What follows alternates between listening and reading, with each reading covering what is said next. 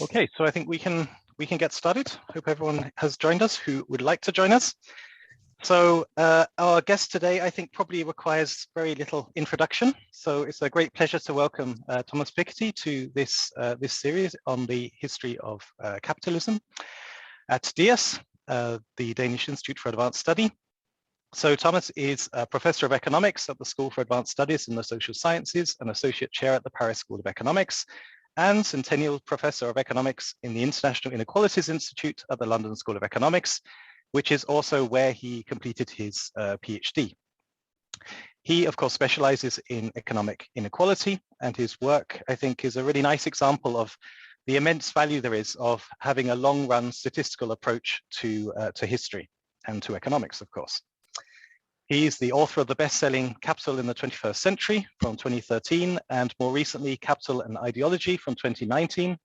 And he's also worked on many other topics, including disparities between schools, on pensions and on taxes, and so on. And he's, of course, received numerous rewards and other honors. We are extremely fortunate to have him virtually, at least, with us for this talk as part of DS's History of Capitalism series. And today he's going to talk to us about a brief history of equality, lessons from capital and ideology. Over to you.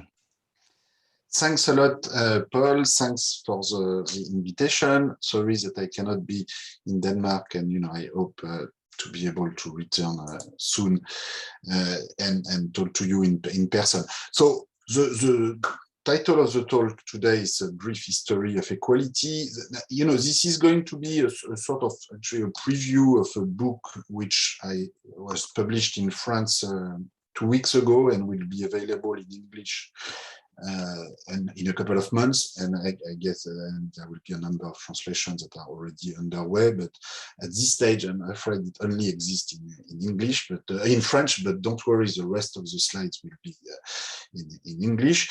So this book, well, to some extent, it's a synthesis, a sort of brief synthesis of the previous books that I have written. But there's also some new material, as I will emphasize. But to a large extent, it puts together, some of the ideas that I have developed in actually 3 relatively big books that I wrote on the history of inequality. Which here you can see the cover in the French version.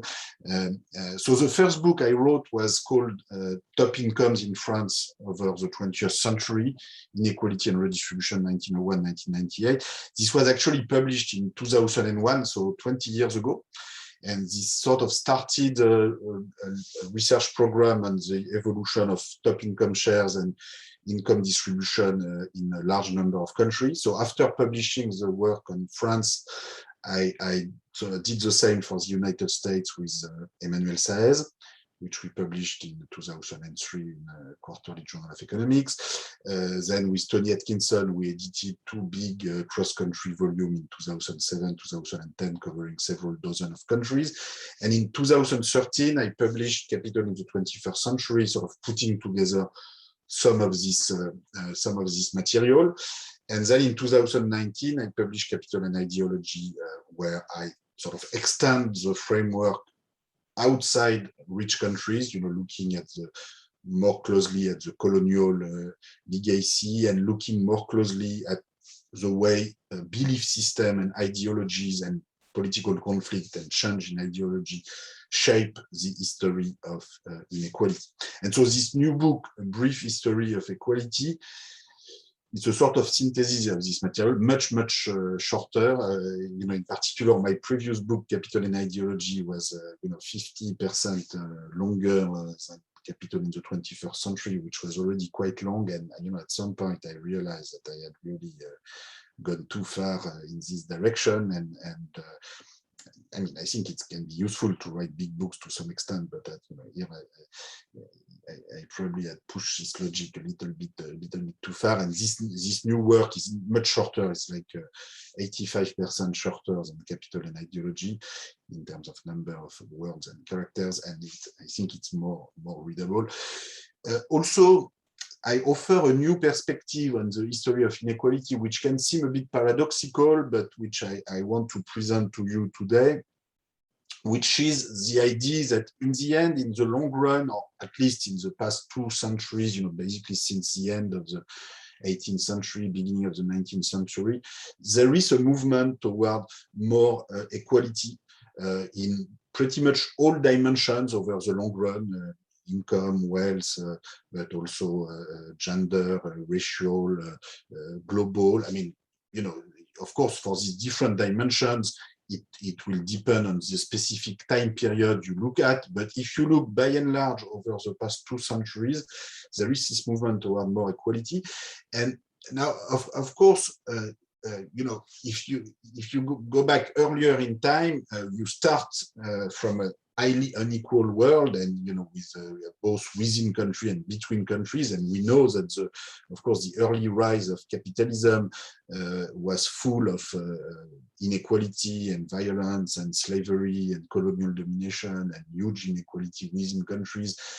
But in spite of that, beginning in part, for instance, with the French Revolution at the end of the 18th century, beginning with the first major slave revolt of the modern era in Saint-Domingue in 1791, there is a process, which sort of marks the beginning of the end of societies based on status, strong status-based inequalities, the end of privileges of the nobility in the case of the French Revolution, the beginning of the end of slave society and colonial society in the case of Saint-Domingue. So, of course, this is a very long process, but I want to argue in this book, and I want to argue in this talk, that this general move toward equality has been a big success, has come with increased prosperity, especially in the 20th century. And I think this move toward equality was a key component both of the modernization process of and the rise in productivity and economic development in general. And of course, one of the lessons coming from this perspective is that this process could and should continue, and we should keep thinking how through what kind of institution it could continue. And so today in this presentation, I'm gonna go through this, through some different part of this material. So I will make basically 3 points. First point will be about this very successful rise of equality, which happened over in the past, and I will argue that this is due in part to the rise of the social state and progressive taxation over the 19th and 20th century, especially in the 20th century. I will then discuss, what could be the next step in terms of institutions, fiscal, educational, legal institution, in order to continue this evolution toward equality. So here I will present some of the ideas that are also presented in Capital and Ideology, but which I sort of reformulate, I think, in a more concise and also clearer manner in this new book. So I will talk about a system based on permanent circulation of power and property, in particular via renewal of progressive taxation and workers' rights, but in a way, very much along the line of the evolutions that have already happened. So, I will argue, the kind of democratic socialist system that I describe, is very much in the line of the evolution that has already taken place. If you compare the kind of colonial and authoritarian and patriarchal capitalism of 1910 with the kind of social democratic capitalism of 1980 that you have in a country like Denmark or France, it's a very, very different system from the system that was in place in 1910. And so the kind of system I'm describing for the future, I'm not saying that it's going to happen tomorrow, but if it happens, by 2050, I will argue that it's not more different from the social democratic capitalisms, and social democratic capitalism is different from colonial capitalism of 1910. So I think it's useful. So I know this is a conference on the history of capitalism, but I think it's also interesting to think about the future and think about different possible economic system in light of long-run historical evolutions that we've already seen in the past, and think about the possible form it could take in the future. Now, of course, and this will be my third point, whether this kind of trajectory will happen or not will depend on balance of power at the domestic and global level, which are, very difficult to predict. And, all the big transformation of institutional transformation of the past were due to major, political transformation, revolution, sometimes wars, huge social mobilization. And, it will be the same in the future. And I will talk a little bit about two main forces of change which we could see in the future, global warming, of course, and competition with China on the other hand. So, okay, so that's a big program for the time we have. So let me start right away with point number one, which is about the very successful rise of equality, the social state, and progressive taxation over the 19th century. So let me start with this graph, where you see, so this is in the case for the case of France, but we have actually very similar numbers for Britain, for Sweden, for pretty much every European country for which we have such historical series. So this is what I refer to on this figure as the limited rise of equality, and this is the first snapshot at the evolution of wealth concentration in France, 1780-2020.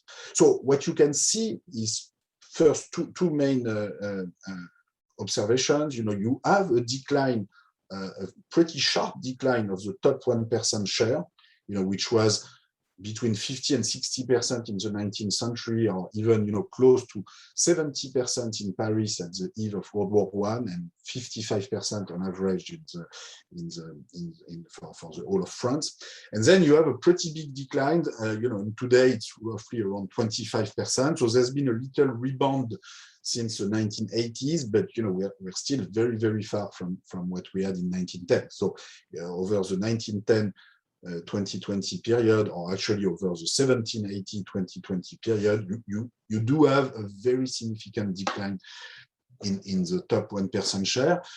On the other hand, you have very little gain for the bottom 50%. So in other words, the decline in wealth concentration at the very top was mostly to the benefit of the people who are not on this graph, who are the people in between the top 1% and the bottom 50%, and I will show them to you in a minute. But for now, let me stress that as far as the bottom 50% is concerned, today in a country like France, they would have 6% of total wealth.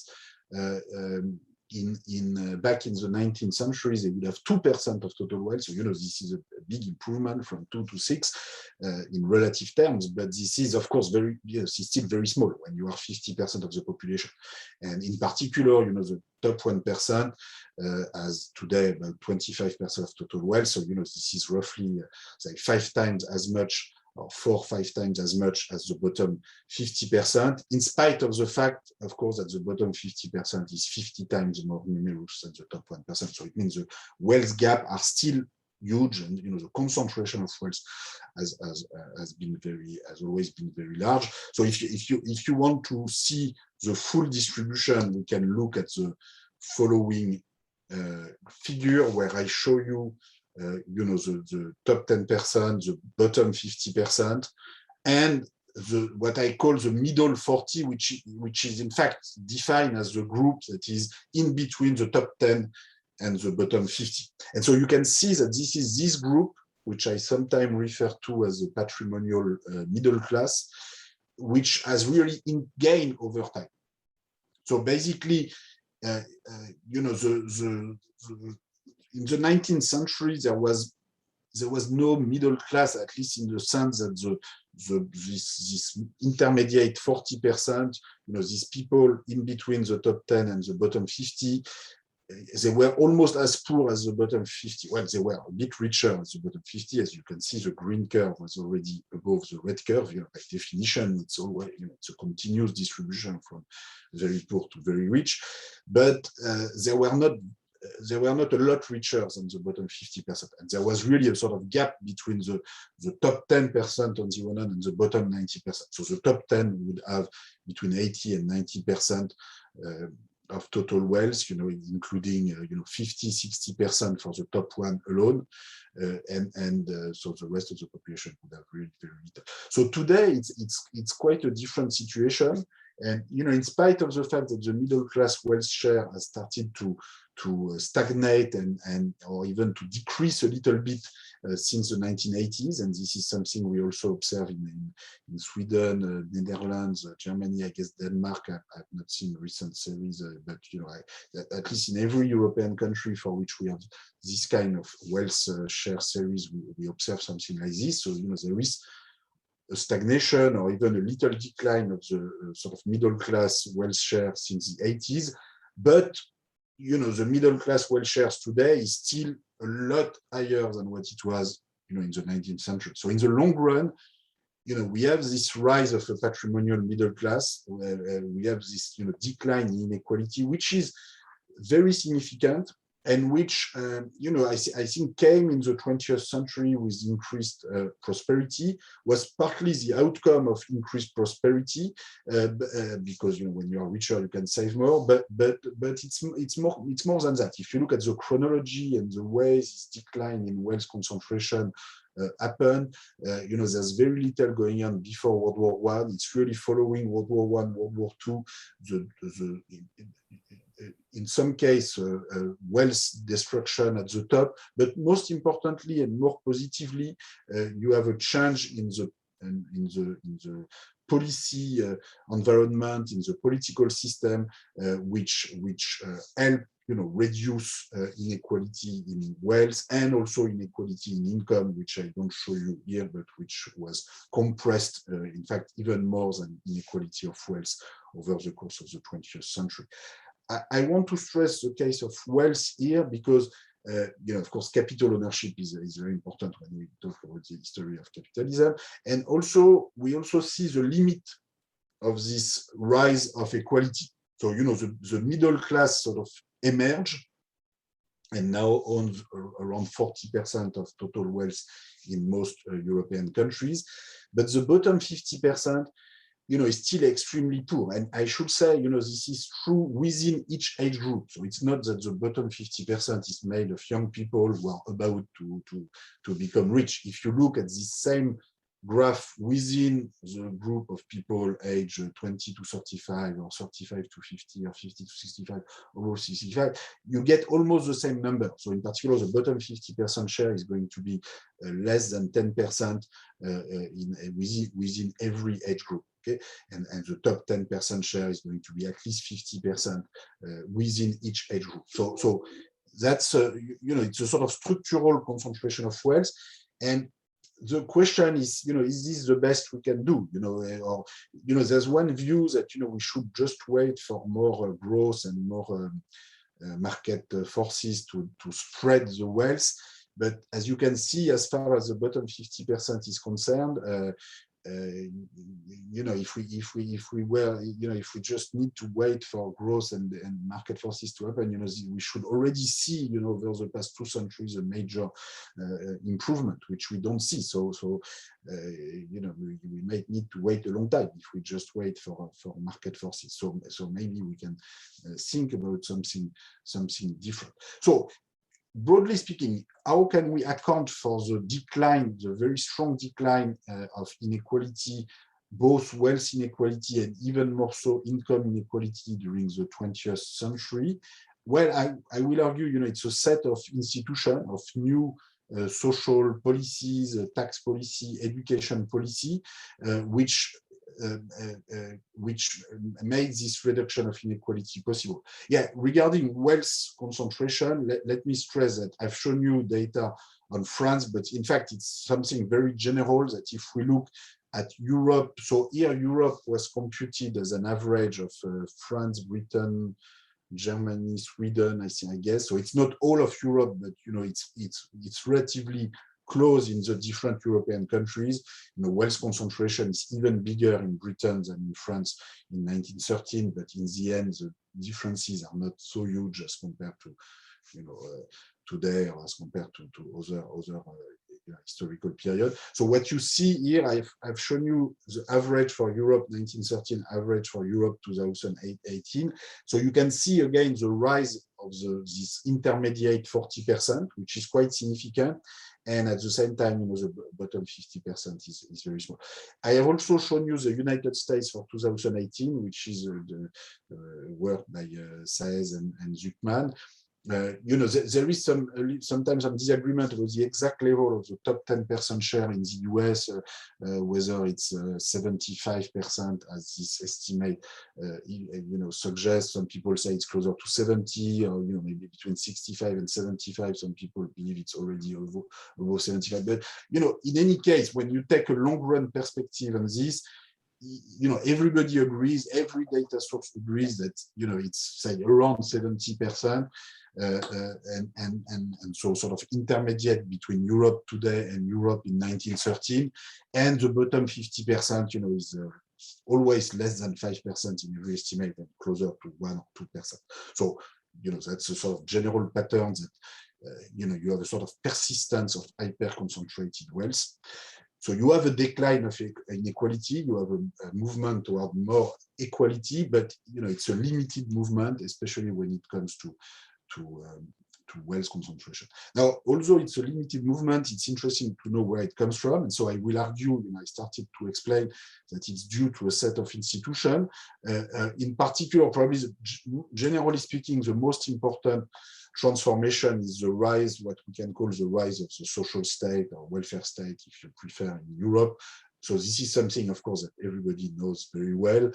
Let me simply stress that before World War I, there was a trend toward an increase in social spending and public spending, but it was very, very, very limited. So this is again an average of Germany, France, Britain, and Sweden. So there are variations across European countries, but you have a pretty similar pattern everywhere.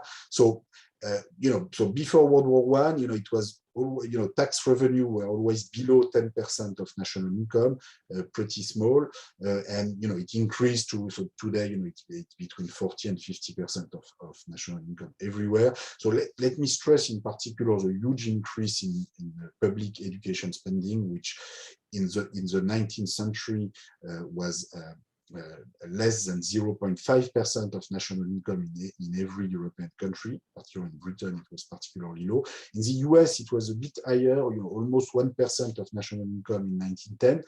And there was a significant educational advance of the US with respect to Europe, and to some extent also of Nordic Europe with respect to sort of Central and South Europe. But still, it was, total education spending was pretty small, pretty much everywhere until World War I, with very elitist school system, which basically, only a very small fraction of the population would have access to secondary education, not to mention higher education.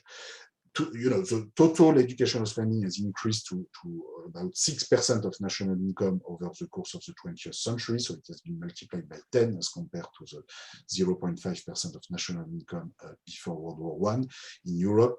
And I will argue this has been probably the most important factor in the long run, both to reduce inequality and to increase prosperity.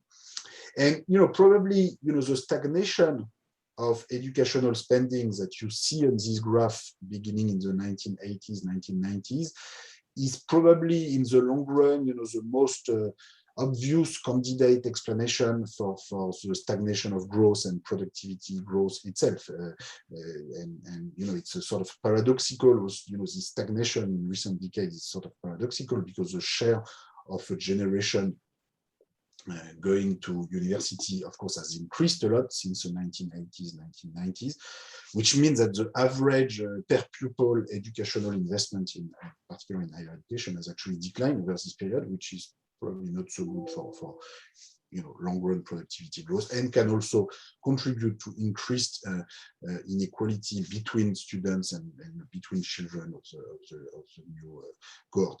Why did this happen? Well, it's a context where the total level of tax revenue was sort of stabilized with this increased public debt, but at some point that's not if you don't increase the tax revenues, that's not going to be enough. You have structural increase in health spending, pension spending due to aging in particular, and in the end, the total education spending has been stagnating or sometimes even declined a little bit. But in the long run, we still have this enormous rise, which has contributed both to equality and prosperity.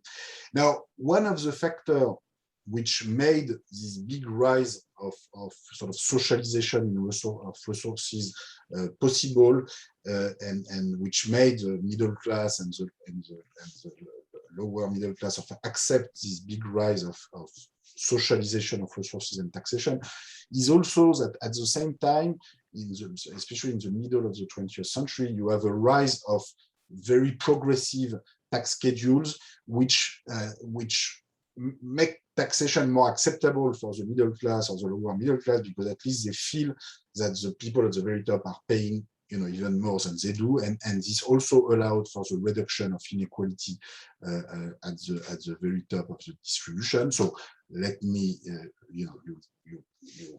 remind you, you probably already know this, but it's always important to remember that if you look at the top income tax rate in a country like the United States, it was between 1930 and 1980, it was 81% on average, and this is only the federal income tax. Apparently this did not destroy US capitalism, and if anything, this corresponds to a period of maximum prosperity and economic dominance of the US economy, largely because at the time, there was a big educational advance. In the 1950s or 1960s, the proportion of a cohort going to secondary school in the US is close to 90%. At the same time, in the 50s and 60s, in countries like Germany, Japan, or France, it's between 20 or 30%. And so you have this huge educational advance, which then European countries and Japan are going to converge with the US between 1950 and 1980, 1990 in terms of education, and you also have the convergence in productivity along the way. So these are the top statutory income tax rate. If you look at effective tax rate, you can see that there was effective progressivity, in the middle of the 20th century, in the sense that the bottom 50% incomes were paying less than average, and the very top incomes were paying 60-70% effective tax rate. So this is including all tax, not only the income tax, but also indirect tax, state level tax, payroll tax, estate tax, corporate tax, everything.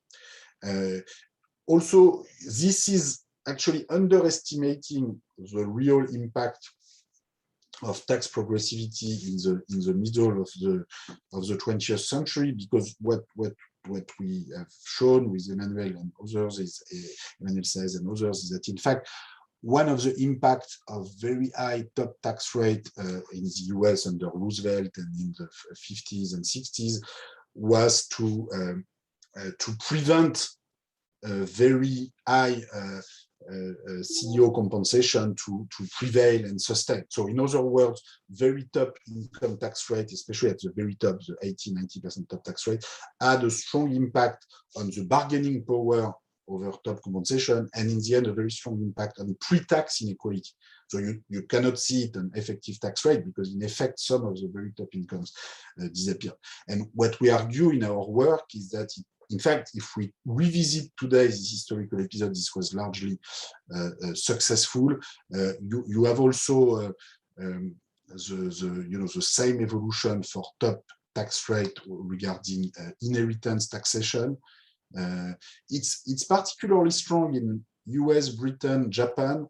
In Germany and France, these two countries never go to the sort of very, very top inheritance tax rate that you have in US or UK, partly because, in Germany and France, a lot of the redistribution of wealth was done through war destructions and also, inflation and other methods, which arguably are less desirable than progressive taxation. Okay, in terms of growth performance, it's very striking. If you take the case of the US, so in green, you have the national income per capita growth rate. So this is very standard national accounts data. So and I look at long, 40-year long period, because if you look at growth rate over a few years, it doesn't mean much. So if you do that, what you find is that over 1870, 1910, you have 1.8%. Over 1910, 1950, you have 2.1. Over 1950, 1990, which is really the period of maximum tax progressivity, you have almost 2.2%. And then during the 1980s, you have the Reagan Revolution with the top income tax rates are going to be divided by 2 approximately. This was supposed to boost innovation, to boost economic growth. And in fact, the economic growth rate has been divided by 2. So I'm not saying that the growth rates were divided by 2 because the top tax rate was divided by 2, of course, but I think what we should all agree upon on the basis of this historical experiment is first that progressive taxation quite obviously does not prevent growth and innovation. You can see that the growth rate of the US economy, which was the economic leader during most of this time period at the world level, was not significantly affected by the rise of progressive taxation.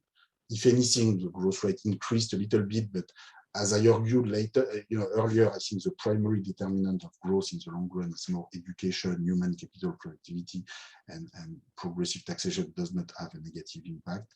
And also what we should all agree upon is that in itself, cutting down top tax rate on very rich people and high income and high wealth is certainly not a sufficient condition, to bring more innovation and more growth. And if anything, the growth rate has been divided by 2 in the recent decades, which I think has something to do with the stagnation of educational investment and the sort of rising inequality and educational stratification, particularly in the US. So this is also a brief summary of the period.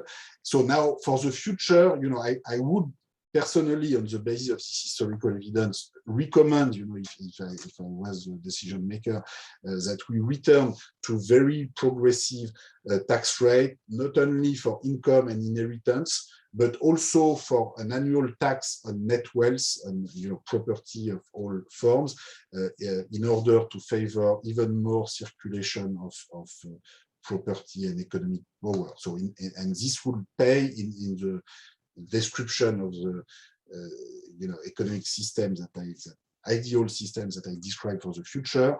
The idea will be, okay, if you want to do something about the bottom 50%, as I told you at the beginning, the bottom 50% during the 20th century did not gain much in terms of access to wealth and property. So one could say, so this is the situation, the current distribution, Europe 2020. One could say, well, okay, there's not much we can do, there's not much we should do, we should just wait for future growth and market forces to spread the wealth. If you want to speed up the process, one natural candidate is to redistribute inheritance itself. So to use progressive tax on inheritance, and most importantly, a progressive tax on wealth, which I think can potentially raise much more revenues than progressive inheritance tax. And in fact, annual property tax have always raised more revenues than inheritance tax. You could use the proceed to finance, minimum inheritance for all at age 25, which here I set at the level of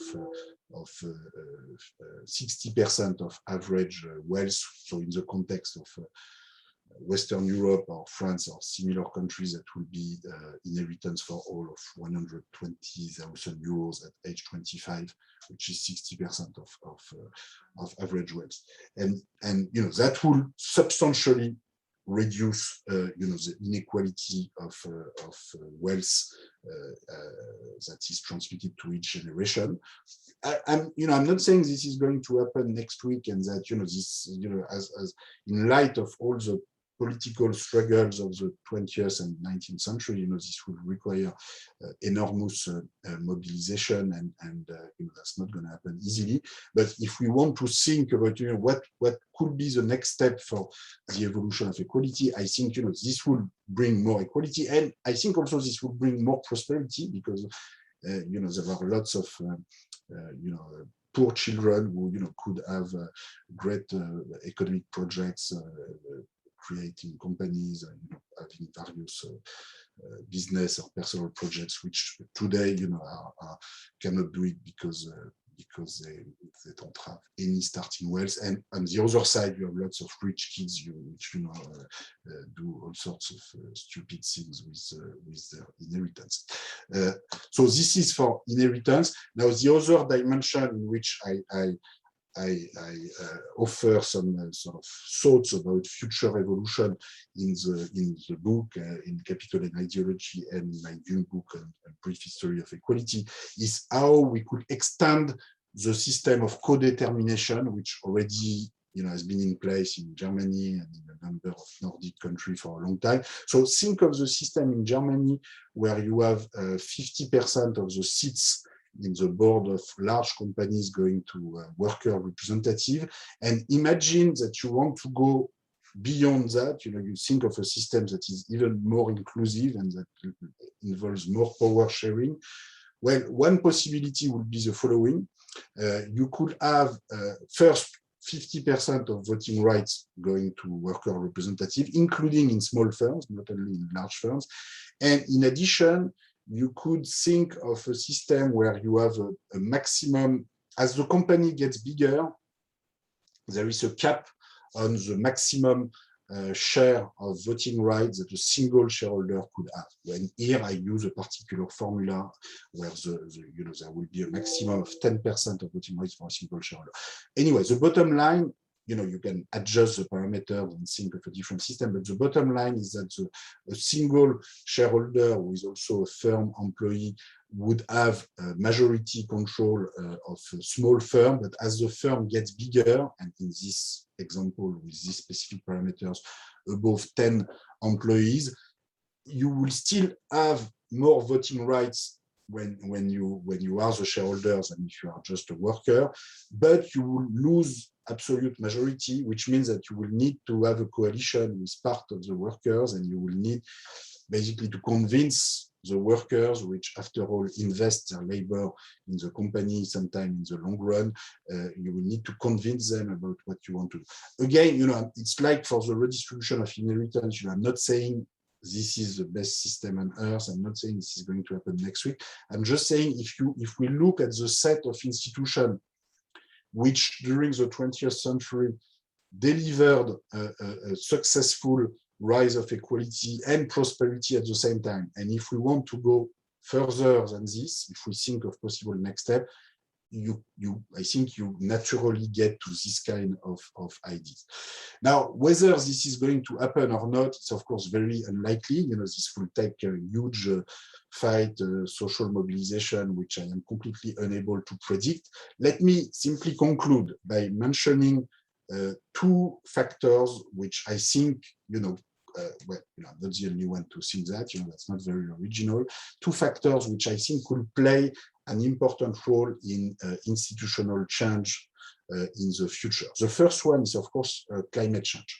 So here you have data on the global distribution of carbon emissions, which we have put together with Lucas Chancel at the World Inequality Lab.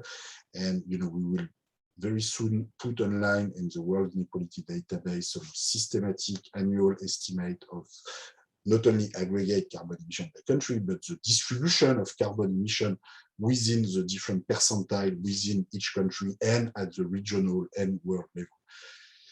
If you do that, these are sort of preliminary estimates that we have, but the orders of magnitude will not change very much. What you can see is that if you look at the top emissions, so if you take the top 1% individuals in the world who have the highest level of individual carbon emission, both direct and indirect, which corresponds to individuals who emit more than 9.1 the global average emission, which are about 6 tons per year right now at the world level.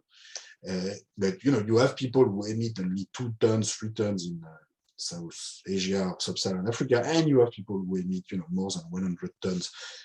And where are these people? Well, these top 1% emitters, as you can see, are mostly in North America, and in fact, mostly in the US, also in Europe, and and actually very few individual emitters like this in China, as compared to Europe and North America. And you have some in the rest of the world, in the Middle East or in Russia, in Brazil or in various places of the world.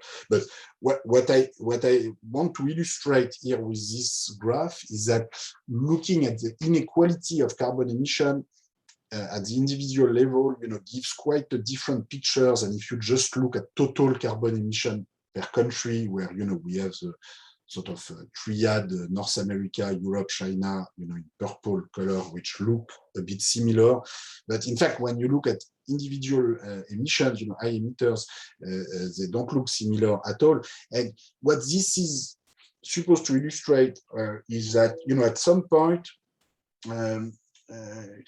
I think as climate change gets worse and the climate catastrophe that people see in their daily life will become bigger and bigger, this will lead to some very strong political reaction, basically against inequality and against a certain economic system in general, in the sense that this. I should add, by the way, that these top 1% emitters are important because in terms of global emissions, they emit a bigger share of total world emissions than the bottom 50% of the world, which are typically people in South Asia, Sub-Saharan Africa, which are going to suffer from the consequences of the living standards of the people at the top. So at some point, I think when the climate catastrophe will become sufficiently big, I think there will be some backlash against, the very rich billionaires, and who are often, who are giving lessons sometimes to the rest of the planet on how to solve climate change, and at the same time spend their time in their private jet or doing, space tourism now, and talking about, geoengineering and other nonsense.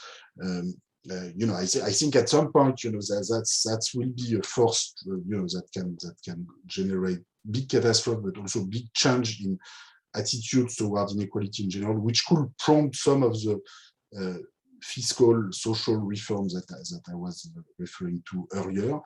That's one possibility. Another possibility, and I want to conclude with this, is of course the competition with China. So the economic and political system in China, which China refers to as socialism with Chinese characteristics, has, of course, nothing to do with the kind of participatory, social democratic socialism that I was describing before.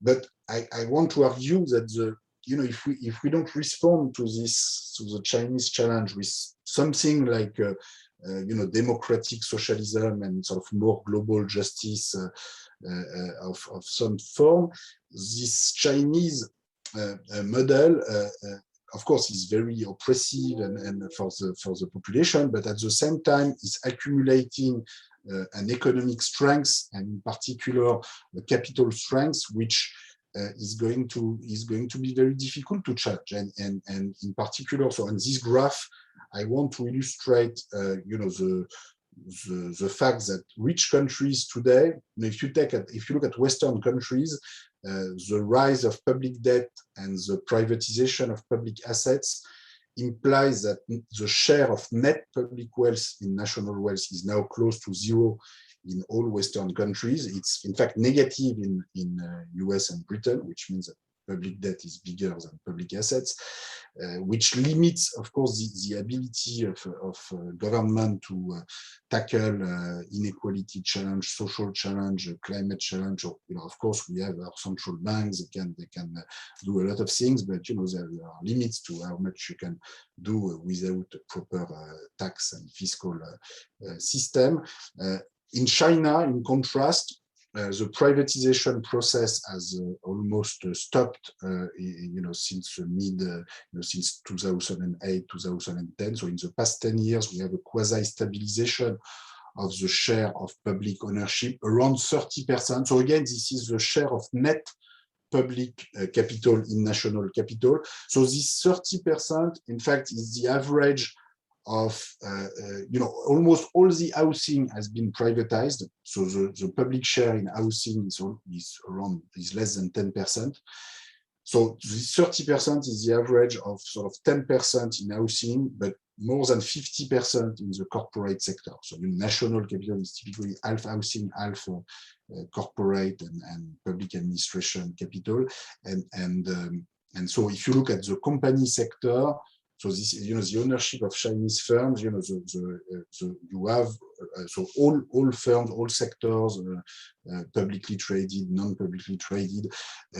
You can see that the Chinese state share in total ownership has sort of stabilized around 50–55% in recent years, which gives to the Chinese state a lot of power to invest at the regional level, including in the transportation system, in green technology in some cases, and also to be very influential at the world level, and in order to impose its own views. And I think if we don't have sort of an alternative counter model to propose to, in particular, to developing countries, I think this can be a very serious challenge in the future, and maybe this can be one of the forces that can lead, Western countries to change their system toward a more inclusive model of economic development, both at the domestic and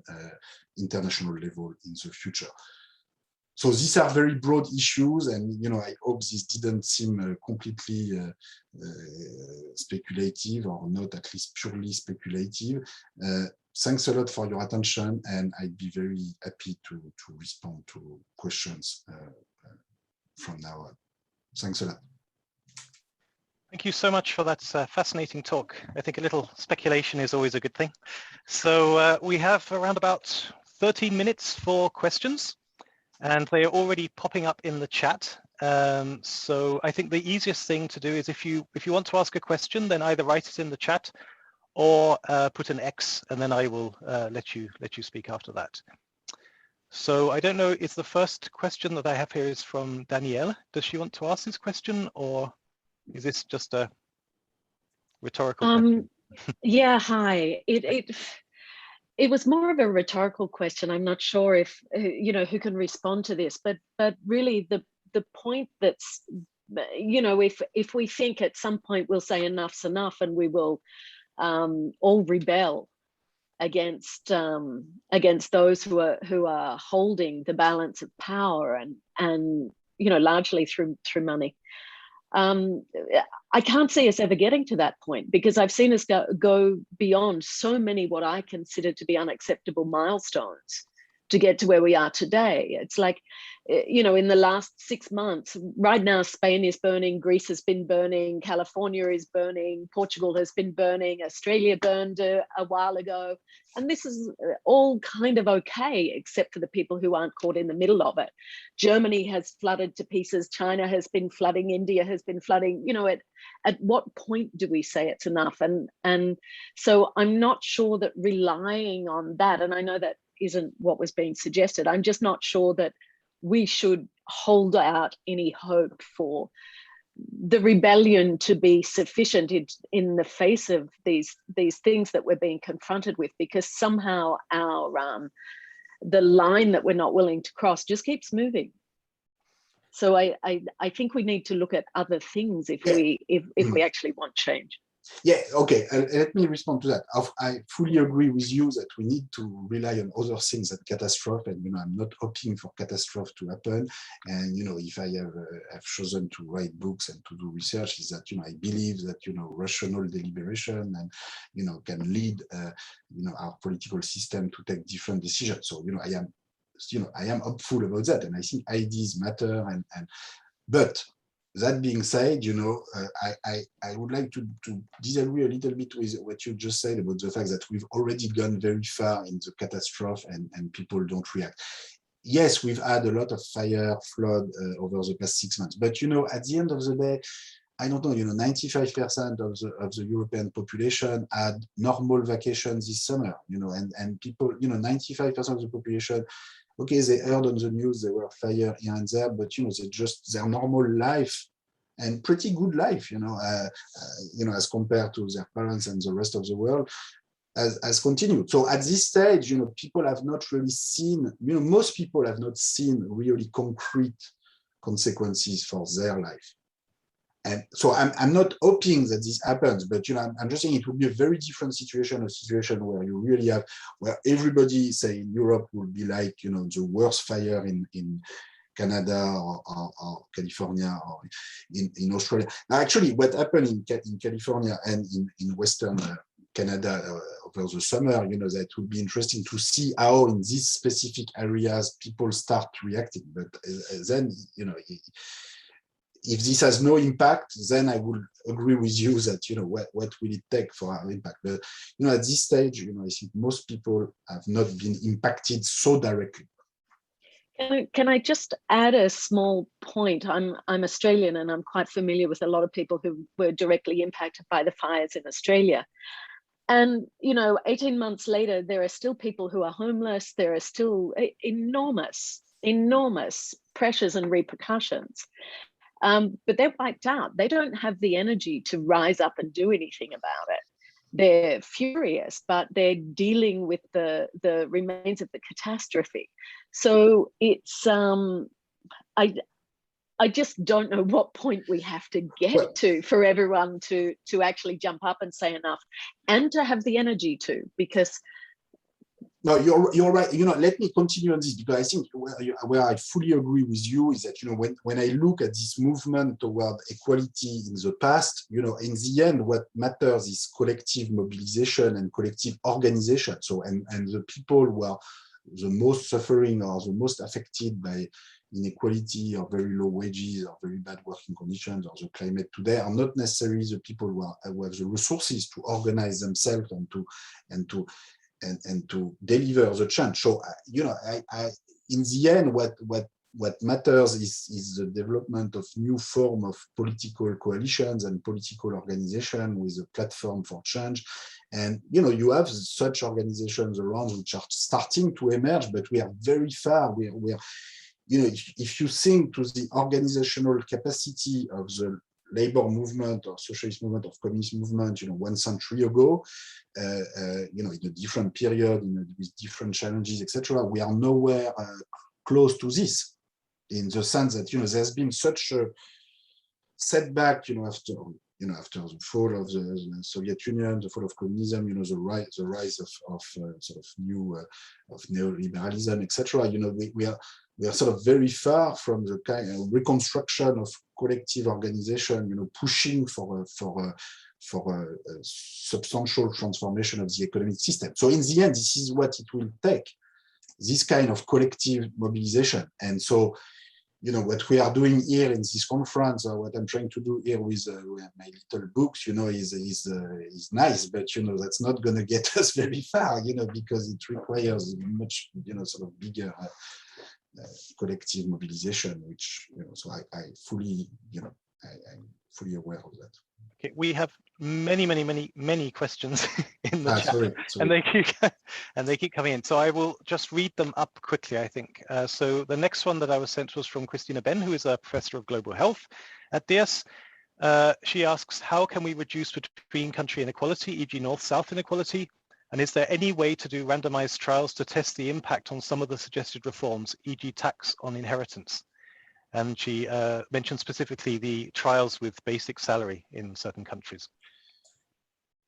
I think, well, on randomized trials, I like a lot randomized trials, but I think there are limitations to what we can do with randomized trials. So, because, especially in the tax reform and structural change in the tax and social system, at some point we have to learn from historical experiment, real experiment, rather than randomized experiment. So I'm not sure that's going to solve the problem. I think we need real experimentation in the sense of governments trying things and convincing the people and other countries that this works. Regarding North-South inequality, let me mention one thing, which is that when we've been talking about corporate tax reform and minimum tax for multinationals in 2021, I think this has really been a missed opportunity, but there will be other discussion in the future, in the sense that, so of course the minimum tax rate that was picked, 15% is extremely low, is too low, etc.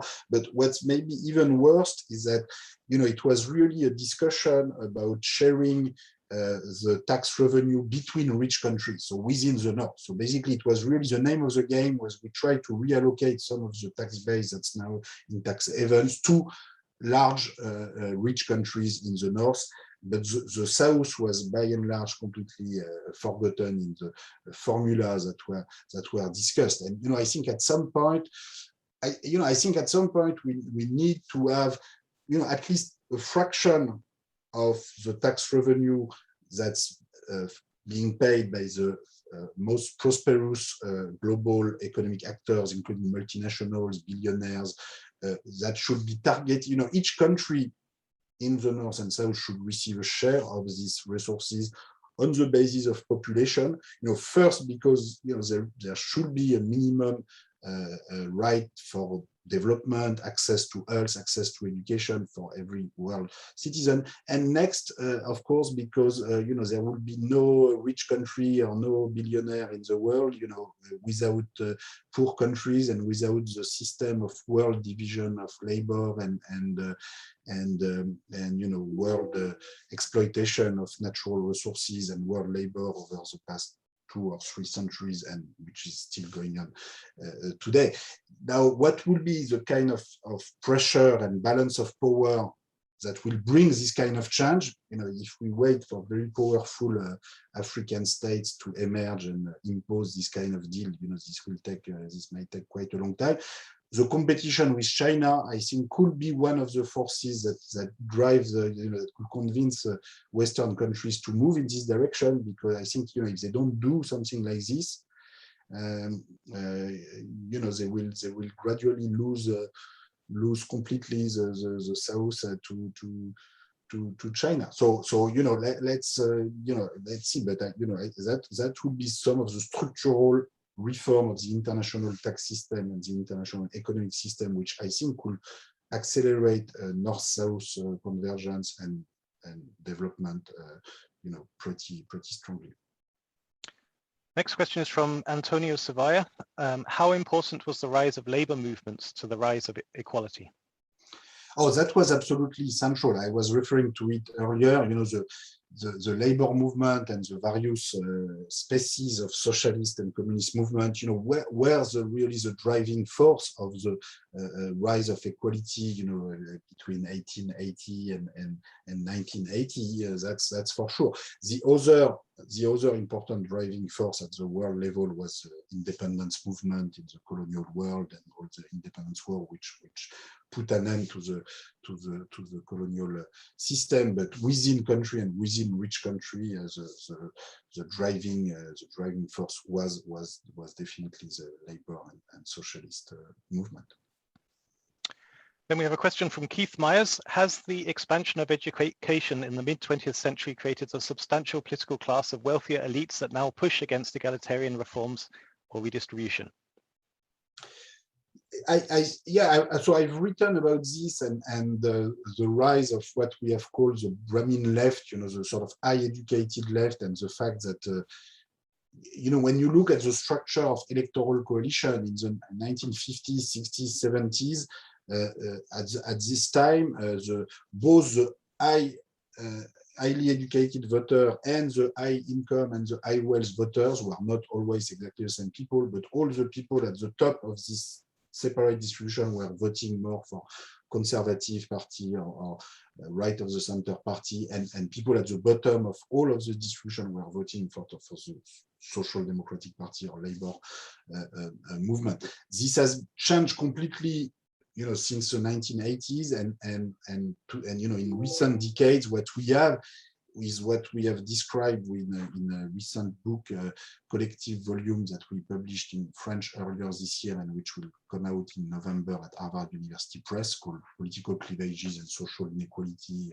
Evidence from 50 Electoral Democracy, 1948-2020, is that in the recent decades, you have a sort of multiple elite system with high educated elite voting for the left, so typically the Democratic Party in the US, and high wealth or business elite still voting for the right Republican Party in the US, although less and less so in the case of the US, but by and large you have this multiple elite system.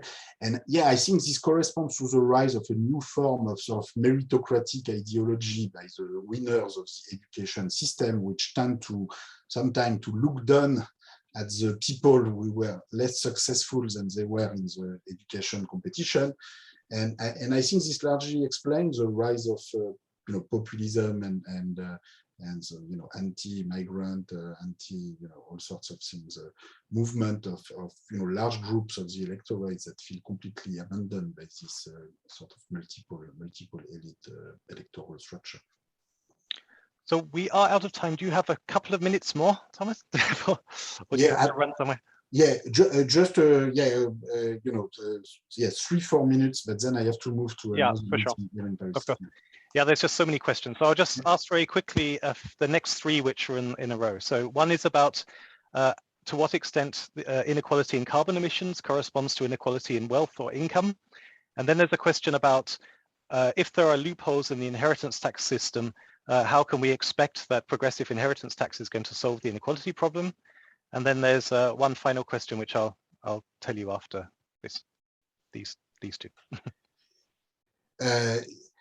Hold on. The first question was... The first one's about to what extent inequality in carbon emissions correspond to inequality in wealth. Sorry. Well, it's very related, but of course it's not completely linear. So we try in our estimate to use, household consumption survey so as, to properly allocate, depending on your energy consumption and other kinds of consumption. So, there's a strong correlation, but it's, it's less than one. We also try to take into account the carbon content of investment. So, if you're very rich and you invest a big part of your income, the carbon content of your investment, there's a difficult discussion about who's most responsible, the consumers, the investors. And so we provide alternative distribution of carbon emission depending on how you think about that. And we'll put everything online soon on the World Inequality Database website, and I'd be happy to further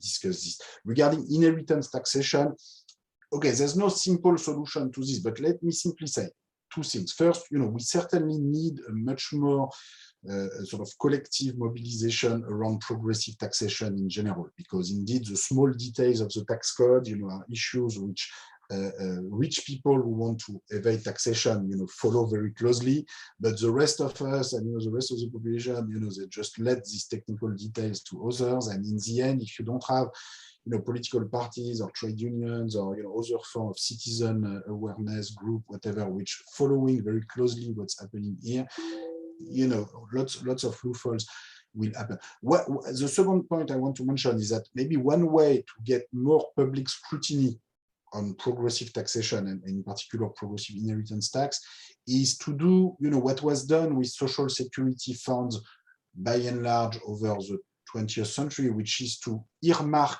some social contribution to pay for pensions, to pay for health insurance. And so if you earmark, the inheritance tax or the wealth tax to pay for the minimum inheritance for all at age 25, in a way, this makes it more difficult to reduce the tax revenue for this tax, because then you will also reduce what people get, not in reimbursement for health insurance or pensions, but what they get as minimum inheritance at age 25. So if you manage to construct this as an entitlement, as a new form of social right that people are entitled to, then the historical experience with social security funds is that it's very difficult for politicians to reduce social contributions, because then you have to reduce the pension and the health benefits, and you have to explain who's going to lose.